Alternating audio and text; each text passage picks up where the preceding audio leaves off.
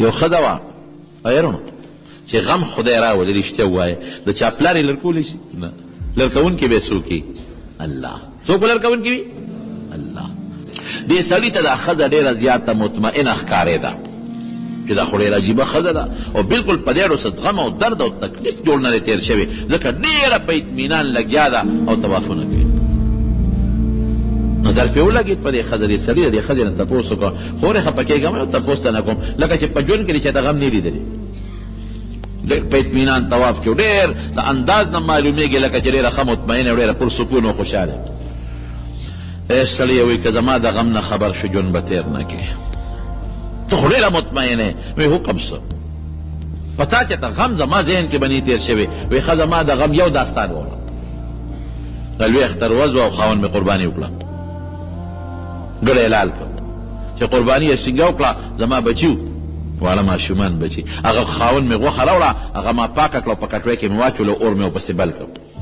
هغه دوه بچي دي ماشومان یو بل ته وایي راځه که نه چې پلار مې څنګه قرباني وکړه چې مونږ هم داسې وکړو چاړه یې راواغېسته یو زوی مې خو نه پوهېږي بل ورته سملاسته چې څنګه سملاسته د چاړه په مری راښکله چې کړې یې ورکړه مری وله پرې کړه غېږ کې زما بل بچی دی غېږ کې چې مې وکتل نو ماشوم مې په وینو کې تلقېږي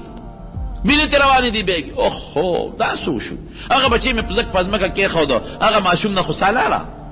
مری مکمل پرې شوې ده تېره چاړه ده هغه بل چې کم چاړه وه سره ده ویارېد منډه وایي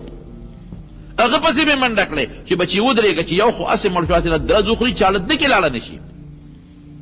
خاوند مې دی او یو بل زوی مې دی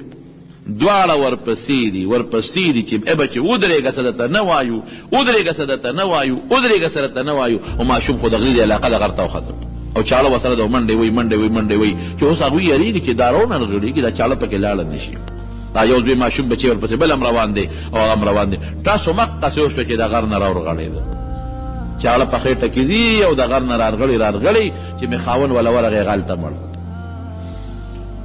چې غېږ کې راواغېش مړ دی شرمخ راغی هغه بل په خوله کې ونیو هغه یوړل دی خو لاړل رامنډ مکې کور ته چې رالو هغه ماشوم چې د غېږې نه مې کوز کړی هغه اور له ور روانو پې کټوی را پرېوته هغه هلته ستی شو یو ټیم څلور بچي په یو وخت باندې اس ختم کور لاړ ختم اوس وایه که نه ته ماته وې نو ته خو ډېر پرسکون یې وې راکړی چې الله واغېشتل چا الله خیر خلاص څوک هم څه بل علاج شته ماله دې پې خدای اجر و صبر راکړي زما وروڼو خبره داسې ده چې تکلیف مصیبت په مال کې هم راځي مال د چا نه لاړ یو بزرګ د مالک ابن دینار غالبا